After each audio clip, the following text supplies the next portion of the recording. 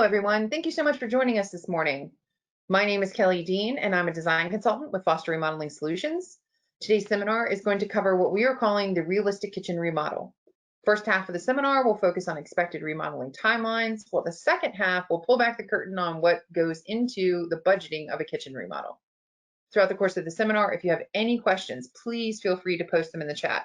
We would love for this to be an interactive experience, so please do not hesitate to ask questions. As I mentioned previously, my name is Kelly Dean, and I thought it'd be nice for you to know a little bit about me so that you are not just listening to a disembodied voice. I am a design consultant for Foster Remodeling Solutions, and just to give you a little background on myself, I graduated from the University of Virginia, where I double majored in English and art history. After graduation, I just kind of fell into HR, but I was never really happy in a position that didn't utilize my creativity. So I decided to go back to school. I got an interior design degree and have been working in the industry for about 6.5 years. And I am a much happier person. So that's the story of me. We're going to go ahead and just jump right into the seminar, and I hope you enjoy it. At Foster's, we like to say our process makes it perfect. We've divided that process into 8 steps, each of which we will cover today. We assigned an estimated timeline to each step based on a typical kitchen remodel. Some portions of the timeline are more rigid, while others may be extended or shortened depending on the client. We have spent the last 37 years refining this process, ultimately leading to turnkey custom remodels that our customers love. It all starts with your request. Our process begins with an initial in-home or online consultation. However you come to us, a call into our office, we chat at a home show, you schedule an appointment online, or you're referred to us by one of our former clients. We are happy to have you. So let's jump right into the process and estimated timeline. Step 1 is what we're calling vision. This step is where we determine the goals for your remodel. This step ideally takes place in your home. However, due to COVID-19, we are currently offering virtual consultations as well. During this visit, we will discuss the scope of work you would like to have done, take measurements of the potentially impacted areas, and photograph the spaces to be remodeled. Step 1 continues with a discussion of the styles and materials you would like to see in your space. What style of design? Transitional, contemporary, traditional? What do you prefer? Do you like brushed nickel, chrome, or brass? Do you want the room to feel warm and cozy, formal or informal, streamlined or ornate? What are your must-haves? Storage, task lighting, more natural light, maybe a larger sink. Do you prefer painted or stained cabinets, an ornate door or a shaker? During this initial consultation, we will also discuss a ballpark budget. When asked about the budget, clients often respond by saying, "I don't know what it should cost." I find it's helpful to consider the following when asked this question: how much can I afford to spend, and what is this project monetarily worth to me? We ask your budget for 2 reasons. First, to determine if the budget is in line with the typical cost for the scope of work you are considering, and secondly, so that we are able to make design decisions that will remain within the confines of what you are comfortable spending. As you will see later, many factors impact the cost of a remodel, and we would prefer to make informed design decisions based on the budget you would like to meet. At the end of our initial consultation, we will schedule a time, generally approximately 2 weeks out from our initial conversation, for you to come into our Lorton showroom. Once there, we will present your preliminary design and budget, take you on a tour of our showroom, and if you are so inclined, start you down the path to your remodel with a design agreement and initial 5% deposit. During step 2, we will take the information gleaned from our initial consultation back to our office and get to work on your design. Using the measurements we took in your home, or if we met virtually, measurements provided to us by you, we first compose an as-built existing floor plan. Please see the floor plan on the left. We then go on to generate a new proposed floor plan based on the conversation we had during your initial consultation. Please see the floor plan on the right. As you can see from the floor plans, this customer was not only interested in remodeling their kitchen, but also in opening the floor plan and adding additional square footage.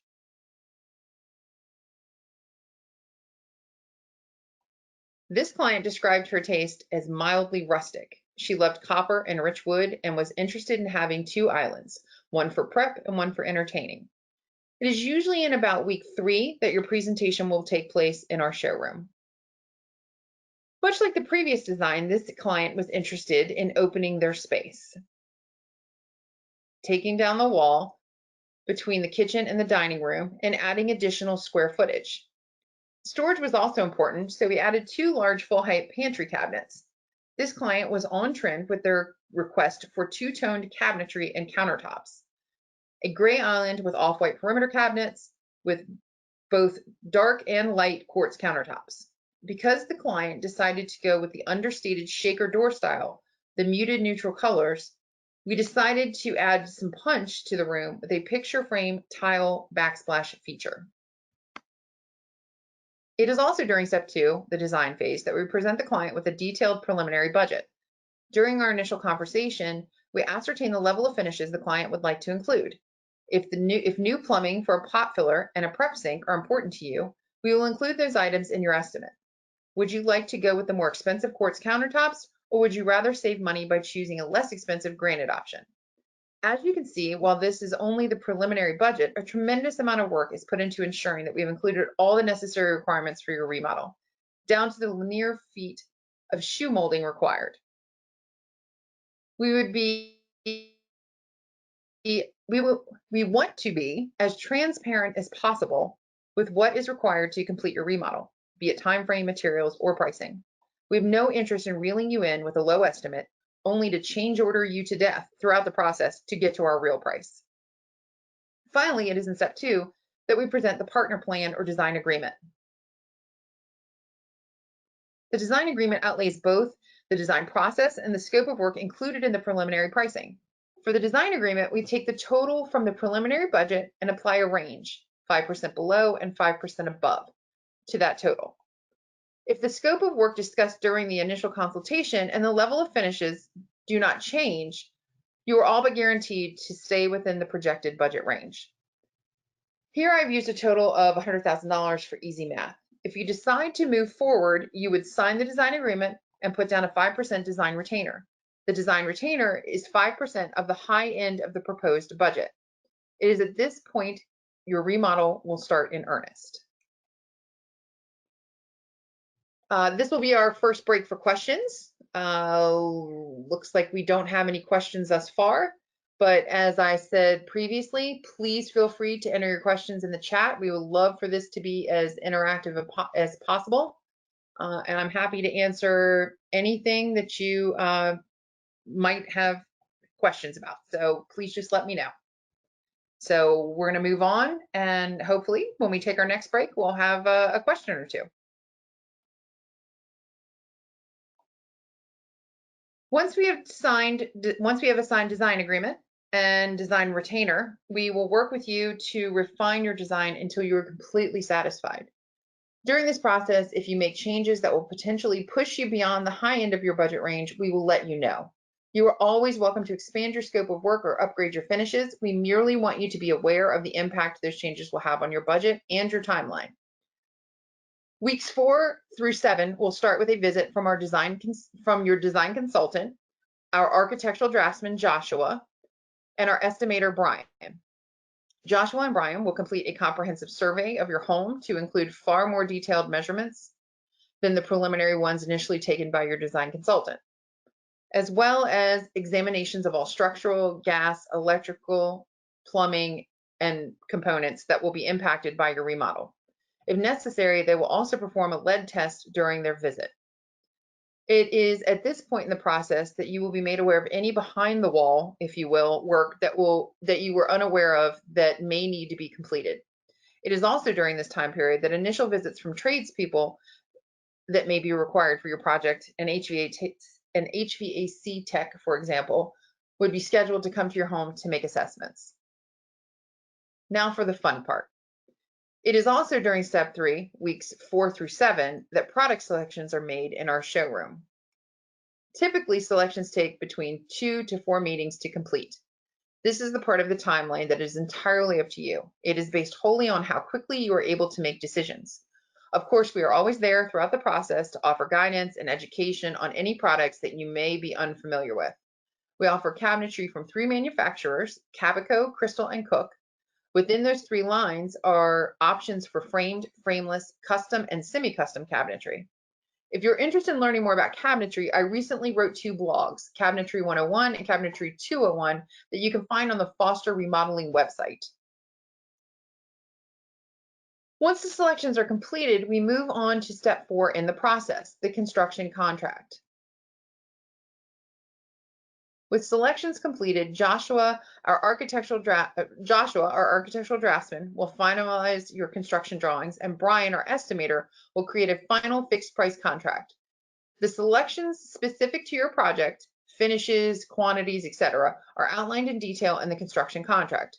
Something important to note, this is the point in the process where additional weeks may have to be added to the timeline based on available start dates. Start dates are first come, first served, and are listed in the contract along with a breakdown of your payment schedule.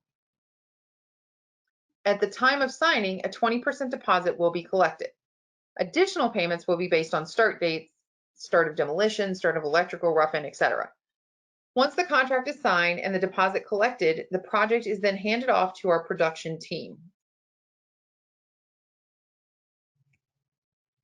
Weeks 9 through 14 are when all the behind-the-scenes preparations take place. Job schedules are created, materials ordered, labor and subs are coordinated and scheduled, and finalized construction plans are submitted to obtain permits. One of the primary drivers for this portion of the timeline is the cabinet order. Generally, cabinets take between 6 to 8 weeks to be delivered. During the logistics step, you will be introduced to our production manager, Lee, and the lead carpenter assigned to your project. This introduction will occur during a pre-construction meeting that will take place in your home. During this meeting, you will receive a copy of the detailed job schedule. The schedule will outline daily start and stop times, communication protocols, key dates, for instance, when you're going to be on vacation, holidays, if you're throwing a party, anything of that nature. Any lockbox, and you'll be provided with lockbox arrangements. It will also let you know who will be in your home and when. Multiple trades might be on site at one time. The schedule would keep you up to date on what will be happening on your project on any given day. It will also help you to be cognizant of when scheduled payments will be due. If you know that you will have a payment due at the start of tile, you will be able to consult the schedule and plan accordingly. During this pre-construction meeting, any and all client questions and concerns will be addressed. Once construction starts and your lead carpenter will be your on-site manager for all project-related activities. Until it is complete, your project will be the only one assigned to your lead carpenter. All of our employees are background checked and drug tested. We want you to feel safe having our employees in your home. Through daily communication, our Foster's crew works hard to keep disruptions to your life at a minimum. With that in mind, one way in which our crews work to avoid disruptions is by installing site protection throughout the impacted areas of your home. Zipper walls and plastic sheeting are used to contain dust and construction debris within the area being remodeled. Filters are temporarily placed over cold air returns to prevent dust from traveling through ductwork to other areas in your home. Ram board covers flooring to prevent accidental damage. At the end of every day, your project area will be left what we call broom clean. In light of current circumstances, we would be remiss if we did not address the steps we have taken to mitigate the spread of COVID-19. Currently, all of our projects have on-site hand wash stations. Our employees wash their hands regularly, wipe down their phones at least twice per day, and wear masks if necessary. Regular deep cleanings of job sites, trucks, tools, and our showroom with hospital-grade disinfectants are happening multiple times per day. Job sites are enclosed using plastic zipper walls and blue tape to isolate each area from utilized living spaces. We are integrating air filtration. We are running HEPA air scrubbers in confined areas and negative air fans in large spaces to vent air out of your home. We run hospital-grade disinfectant through our fans at the end of each day. Per the CDC recommended guidelines, we are practicing social distancing with each other and our clients. We are minimizing in-person interaction with each other and our clients and have asked our employees to stay home if they have symptoms. 2 to 4 weeks after your project is completed on time and on budget, with all punch list items having been addressed and signed off on by you, and your final payment is received, your design consultant and David Foster, our company president, will do a final walkthrough of your space. During this meeting, your warranty binder will be reviewed and handed over to you. If needed, a final punch list will be created by David. So we're going to take another break here for questions, and it looks like we have a question from Mike. Have there been any delays due to COVID? So a little bit. Early on, we were seeing some shipping delays with products routed through the hardest hit areas. Now the only delays we seem to see are with appliances. However, we have been able to anticipate the delays, and it hasn't really impacted anyone's timeline thus far. Thanks for the question, Mike.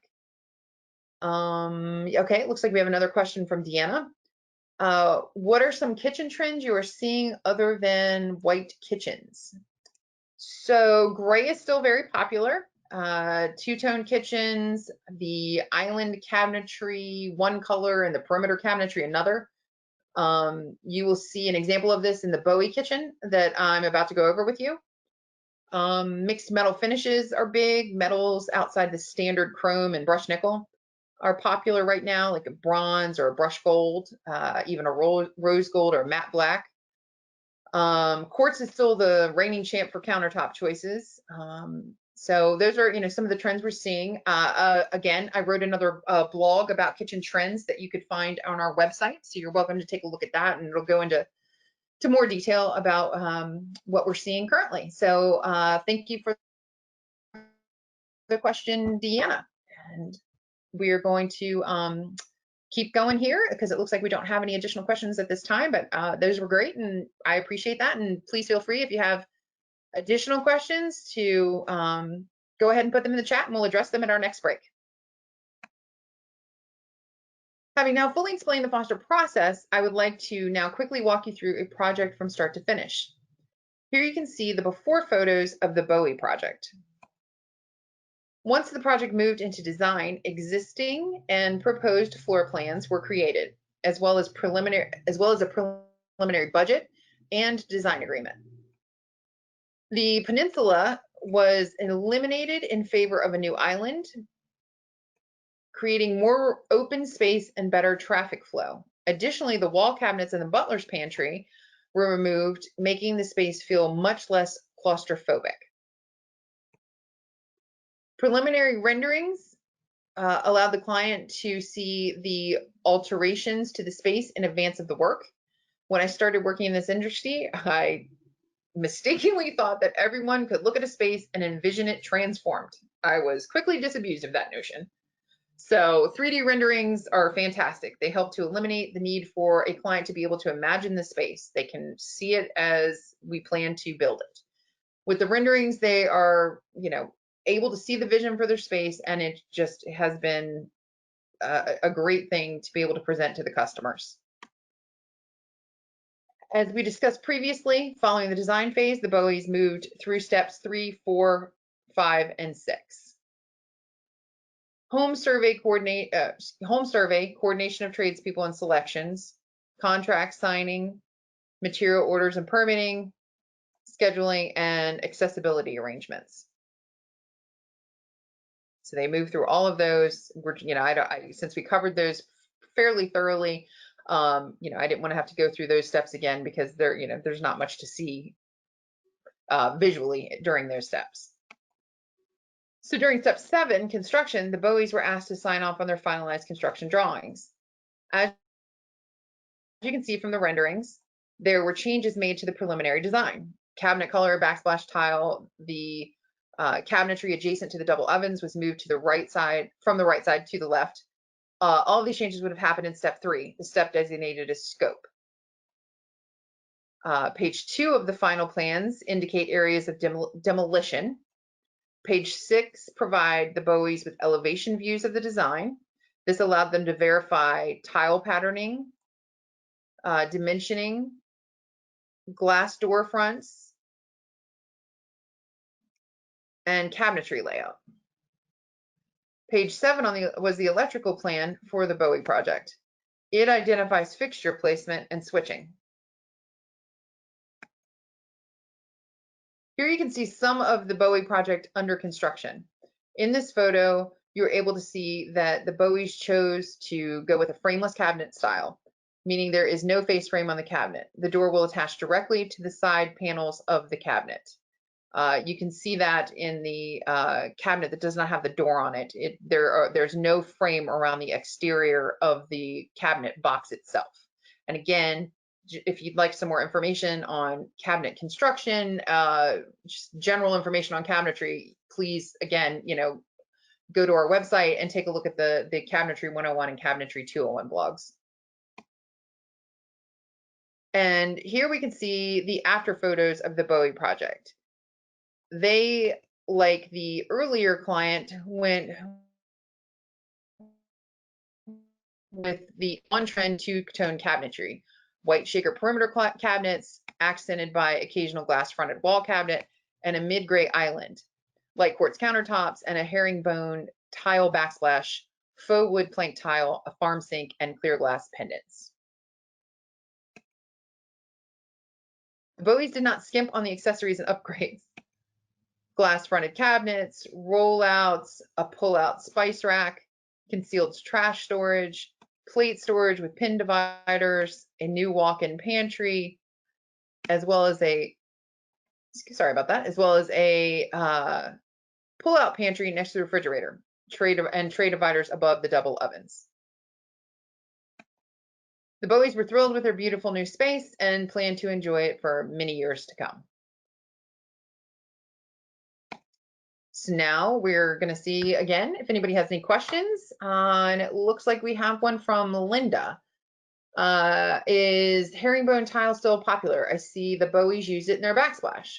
Yes, definitely. It is a classic look that can easily fit right in with a modern or transitional design.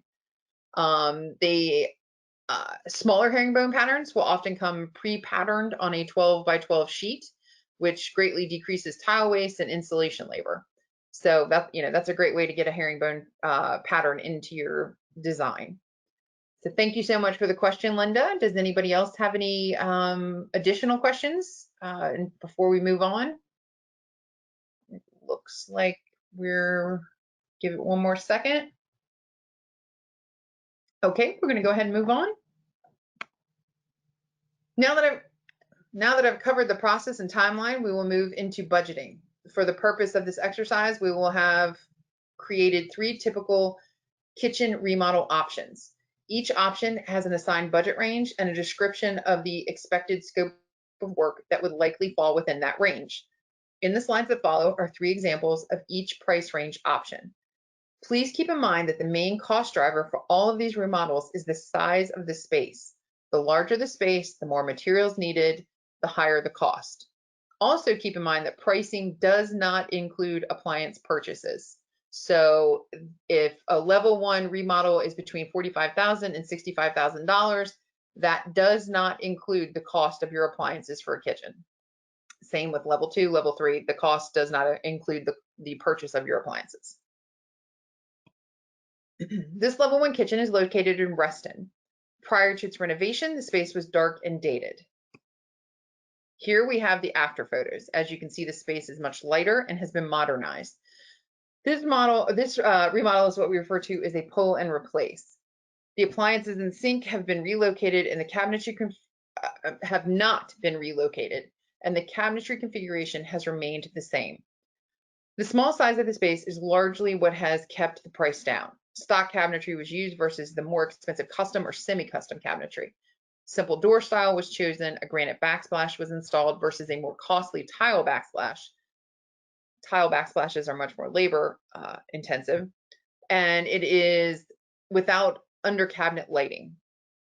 Finally, Duraceramics flooring, which is a limestone and polymer composite floor tile, was installed versus a more expensive ceramic tile.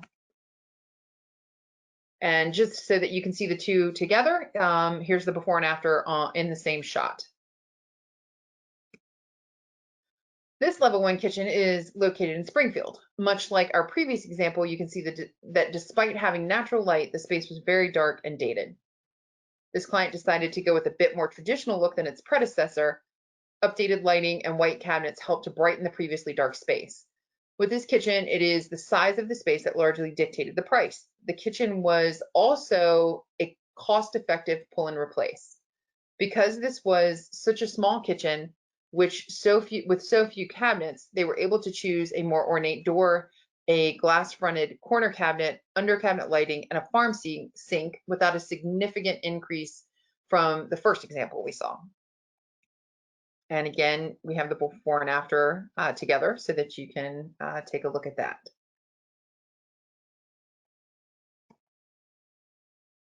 This level 1 kitchen is located in Fairfax. Unlike its previous two examples in this price category, this kitchen was not particularly dark. However, much like the two previous examples in this category, it was definitely dated. And I apologize for the photo quality on this one. These are just quick photos. The before photos are just some quick photos we take for reference when we're in the house doing our initial consultation, so that when we go back to draw the space, if we can't remember, oh, where was this or where was that, we have them to use as reference. So sometimes they're not the greatest photographs, so I apologize for how dark it is. I know I'm repeating myself, but it is the size of the space that dictated the price. With a small space, they were able to remove the soffits, take the cabinets to the ceiling with an oversized crown molding, and still remain within the level 1 budget category. Decorative island legs, finished end panels, a glass-fronted corner cabinet, quartz countertops, and large format floor tile did not push this space into the higher budget category because of its diminutive size. And again, here we have the before and after together so that you can compare and contrast. And we're going to take another break here for some questions. And let me take a look here at the chat. Looks like we have another question from Mike this time. Thanks, Mike. What kitchen upgrades would you recommend for resale? I would suggest, if it is within your budget, under cabinet lighting, quartz countertops, tile backsplash, and as much storage as you can afford. I've found the number one concern that my customers have is how much storage they're going to have. They're very interested in things like rollouts within the cabinets. Again, rollouts are additional cost for your remodel. So if you can afford to add them, that's great. And you don't necessarily want to make them too customized for resale. But lots of storage and the other things that I mentioned, I think are great options for resale. So thanks for the question, and thanks again, Mike. And we're going to go ahead and move on because it doesn't look like, yeah, I think that was the only one. So we're going to go ahead and move on. Thank you. We've now moved to level 2 of the budget range. So this level kitchen is located in Woodbridge. Yet again, another dark and dated space. I think we're seeing a theme here. The first thing you should notice is the increase in size. It led to an increase in price. So we've moved up to level 2, kitchen's a little bit bigger, price has gone up. What a difference between the first kitchen, the before kitchen, and the after. While this kitchen is also a pull and replace, the number of cabinets it necessitates bumps it up into the higher budget range. The wallpaper removal, the raised panel doors, the quartz countertop with the waterfall edge, and the quartz window ledges all contributed to the increased price. Additionally, the upgraded pendant lights, the mosaic tile backsplash, and the faux wood plank floor tile across a wider expanse increased the pricing delta between the previous kitchen remodel and this one. And here you can see them together. I mean, it's just quite the difference. It just, it went from dated and dark to, a much lighter, much more modern, much more current space. So unremarkable and dated is how I would describe this kitchen. This level 2 kitchen is located in Vienna. While this kitchen is yet another pull and replace, the sheer number of cabinets required drives the price. However, the new design is well worth the expense. It has been transformed into a rich, warm, inviting space. Additional upgrades include the window pane tile detail at the back of the range, the decorative end panels, the glass fronted cabinets, and under cabinet lighting, and the floating shelf above the window as well. Here we can see them together. So as you can see, pull and replace, same footprint for the cabinetry, and just still, it made all the difference. It looks so much fresher and cleaner and far more current.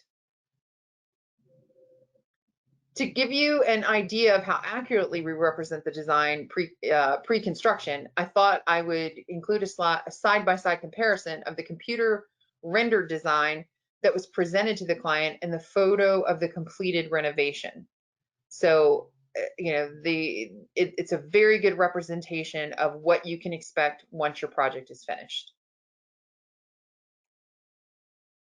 This small, dark galley kitchen had to fight against an ill-placed exterior door. This level 2 kitchen is located in Arlington. While this project does not contain a tremendous number of cabinets, there are other factors that landed it in the level 2 budget category. This client decided to reconfigure their original unfortunate floor plan. Moving the kitchen into what once was the dining room required moving gas, electrical, and plumbing lines. It also necessitated a partial wall removal. These items, in addition to quartz countertops, the decorative end panels on the island bookcase, the glass-fronted cabinets, and the new recessed lights and pendant light fixtures, under cabinet lighting, all help to land this remodel in the level 2 category. And again, here we have a side by side. Obviously, you know, clearly the flow is much better, much more open, so much lighter and brighter, and so much better access and utility. So we're going to take a break again for some questions, see if anybody has any. Let me take a look here. Okay, it looks like we have a question from John. Could you tell us a little about the cabinetry's construction? Absolutely. So I said we work with 3 cabinet manufacturers, Crystal, Cabico, and Cook. They offer all plywood cabinet boxes, wood dovetailed drawer boxes, soft close hinges, full extension drawers, framed and frameless cabinetry, and a wide variety of door styles. So they're very well-made cabinets. And again, I'm not trying to sell these blogs on you, but if you aren't clear on what some of these items are and you would like additional information, again, you're welcome to take a look at the blogs that I wrote. Particularly cabinetry 201 goes into the construction of the cabinets. So the things I mentioned, soft close hinges, full extension drawers, frame versus frameless, it'll go into much more detail about what those things are, how they're made. It has some diagrams that will explain those things to you. So please feel free to take a look at that if you're interested in that. So thanks for your question, John. And we're going to move on.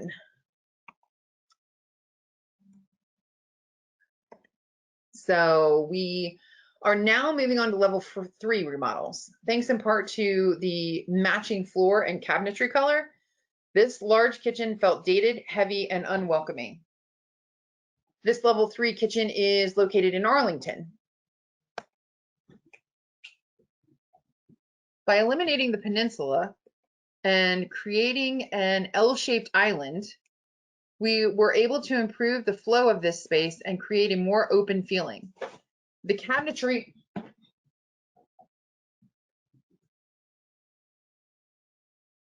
sorry about that, guys. The amount of cabinetry and flooring required for this project helped to land it in level 3 category.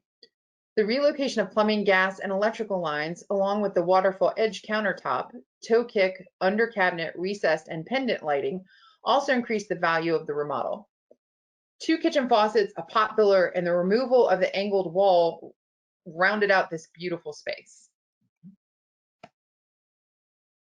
And here we have the 2 together so that you can see the difference. And this one is a tremendous difference. It's definitely much more open, and it seemed so heavy and dated before. And now it's just light and airy and open and far more accessible and user-friendly. So this dated, well-used kitchen was certainly due for an update. This level 3 kitchen is located in Springfield. This beautifully renovated kitchen takes full advantage of the space it occupies by stacking cabinets to the ceiling, which in effect means that each stacked wall cabinet is technically 2 cabinets. Aside from the addition of the stacked cabinets, this kitchen, like some others we have seen, was a pull and replace. Cost considerations for this design include the window pane tile detail at the back of the range, backsplash tile, new tile flooring in both the kitchen and the dining room, decorative end panels, glass fronted cabinets, under cabinet lighting, ornate door and drawer fronts, quartz countertops, in cabinet lighting, and soffit removal. And again, here we have them side by side, and it's just, the difference is remarkable. It's just gone from 1980s to today. This traditional kitchen felt very formal and past its prime. This level 3 kitchen is located in Springfield. This client decided to stay within the traditional design aesthetic, but created a space that was far more welcoming than its predecessor. While it is not necessarily clear from the photographs, a tremendous amount of behind-the-scenes work went into this remodel. A bearing wall was removed, and as a result, a new post and LVL floor beam had to be installed for structural support. Additionally, costs to consider include the new French doors, the window pane tile detail at the back of the range, backsplash tile, new wide plank wood floors throughout, decorative end panels, cabinetry panels for the appliances, wood cabinetry range hood, wood cabinetry architectural arch, under cabinet lighting, ornate door and drawer fronts, quartz countertops, decorative island legs, custom island shape, prep sink and faucet, and pot filler.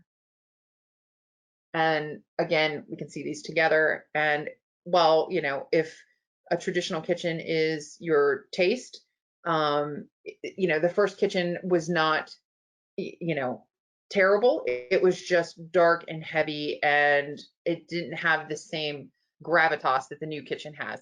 It's, the new kitchen is far more grand and just far more luxe looking than the previous kitchen. To quickly recap, on average, a typical kitchen remodel from the time you call our office for the first time to the completion of construction will take approximately 26 weeks. So we're going to stop again for questions. Let me check here and see if we have any. We have a question from Jen. I noticed that a lot of people had wood flooring in the kitchens that you highlighted. Is that common? Yeah, it's very common, particularly in an open floor plan. Customers often want the kitchen and the adjoining spaces to appear as one. So keeping the flooring consistent throughout allows the spaces to flow together and not feel chopped up. However, on the other hand, we have customers that would prefer the exact opposite. They prefer clean delineation of spaces and appreciate the opportunity to introduce another texture and pattern and color into a space. Neither is wrong. It's just really a matter of preference.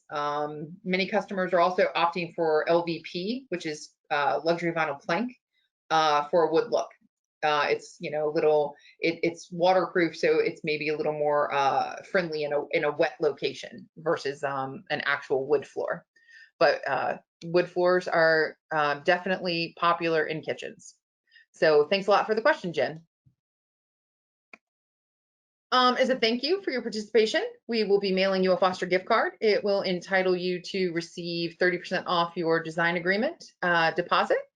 And we would be happy to talk to you. And we are so grateful that you attended, and we want to just thank you for that. We are a design build company that produces top quality turnkey renovations, but you do not have to take our word for that. We have a little video here from testimonials from our previous customers that I would love for you to watch. So thank you again for joining us, and please enjoy the video.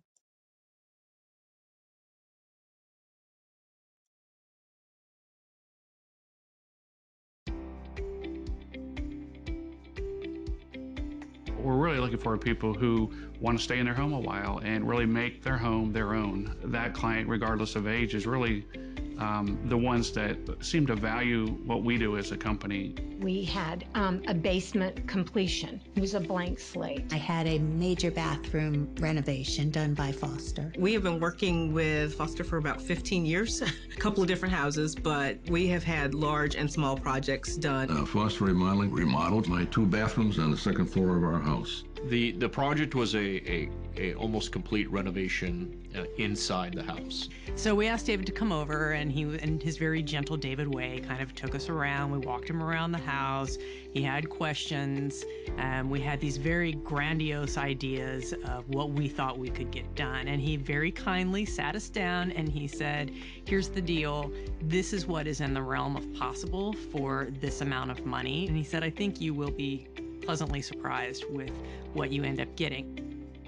I happened to meet Dory at a home show, and I instantly recognized her professionalism. The other thing was that they provided me with references, the number of which I've never seen any company offer before.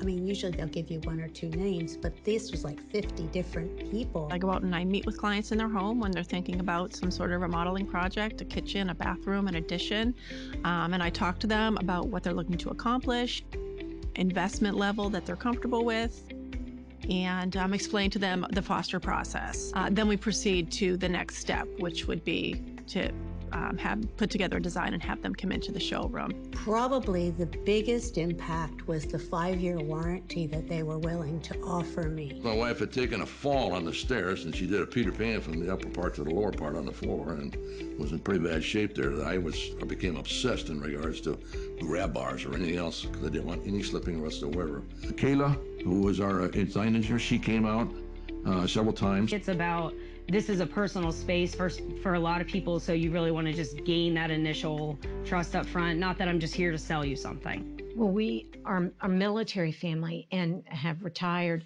and are in a permanent home. And we'd never done a remodel before.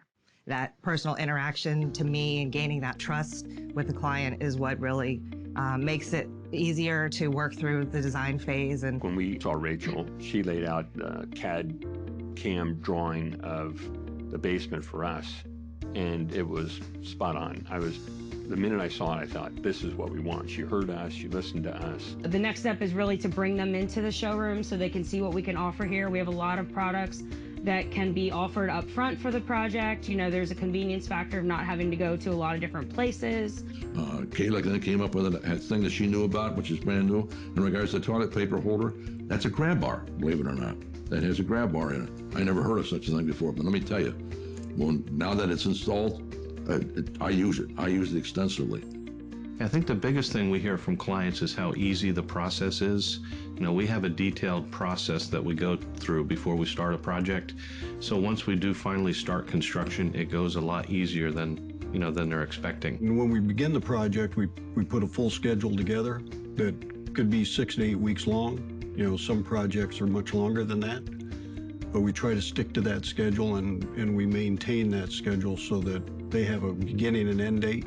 And that's a lot of our process. In our experience, Foster explains what the work's going to be. Yeah. I think so that as people who are not in the business, sometimes you won't necessarily know, and you're really relying on a Foster to do that, to do the work and through their expertise. We get a good relationship with homeowners, and we spend a lot of time with them. We see them every day, and we talk about everything every day. The Foster Company was so good at keeping me abreast and informed of what was going on at every stage. The other thing that was great about the crew and Marco was he was there every day. I was his only real job. We're in their home, disrupting their everyday life and trying to make it as comfortable as possible for them. You're talking to people that become an integral part of your family, and they're in your home, and you're trusting them with your most important possession. It's not just a possession; it's where you live, and you're trusting them to fix it, to make it better, to improve it, while there every day. And they give you a book. It's like this. In this book, has all the contract information in it. It has all the warranties in here. It has all the instructions for some of the hardware that was taken out. How they keep that all together, so you have that all in one document, and the warranty information, etc. It's all spelled out right in here. Reliable and trustworthy are the words that I would apply to the Foster company. Very customer service oriented, very results oriented, creative. We'd be great sources of telling somebody that Foster's is reliable, they deliver, they help you get your dream, and they actually make and improve on your ideas. I just really love my house right now. I just love having people over to my house. Every Christmas dinner, every Thanksgiving dinner in our family, I'm really proud of it. I love having people over to our house. Every client is different. Every client is special. Every client has specific needs, and we want to hit as many of those as we can for them, because that's really what makes it theirs.